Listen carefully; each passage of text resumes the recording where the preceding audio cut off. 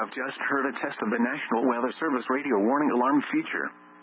Reception of this broadcast and the warning alarm will vary at any given location.